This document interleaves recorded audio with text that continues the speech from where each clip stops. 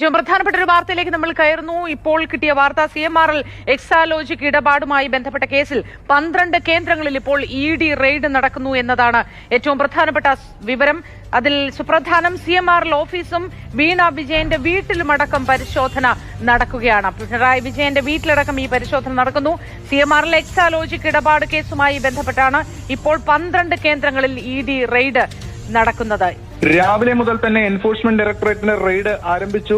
Exalogic CMRL ഇടപാടുമായി ബന്ധപ്പെട്ട് കള്ളപ്പണം വെളുപ്പിക്കൽ നിരോധന നിയമപ്രകാരമുള്ള കേസിൽ EDയുടെ അന്വേഷണവും സമൻസുമെല്ലാം സ്റ്റേ ചെയ്യണമെന്ന് ആവശ്യപ്പെട്ടുള്ള ഹർജി കഴിഞ്ഞ ദിവസം ഹൈക്കോടതി തള്ളിയിരുന്നു. ഇതിന് തൊട്ടു പിന്നാലെയാണ് ഈ അന്വേഷണത്തിന്റെ തടസ്സം നീങ്ങിയതോടുകൂടി എൻഫോഴ്സ്മെന്റ് ഡയറക്ടറേറ്റ് റെയ്ഡ് നടപടികളിലേക്ക് കടന്നത്. മുൻപ് പലരെയും ചോദ്യം ചെയ്തിരുന്നു ഈ കേസുമായി ബന്ധപ്പെട്ടുകൊണ്ട്. ഇപ്പോൾ നടക്കുന്നത് 12 ലൊക്കേഷനുകളിൽ എൻഫോഴ്സ്മെന്റ് ഡയറക്ടറേറ്റിന്റെ റെയ്ഡാണ്. അതിൽ CMRL ഓഫീസുണ്ട്. അതിൽ ഏറ്റവും പ്രധാനപ്പെട്ട കാര്യം വീണ വിജയന്റെ വീട്ടിലടക്കം റെയ്ഡ് ഉണ്ട് എന്നതാണ് ED വൃത്തങ്ങൾ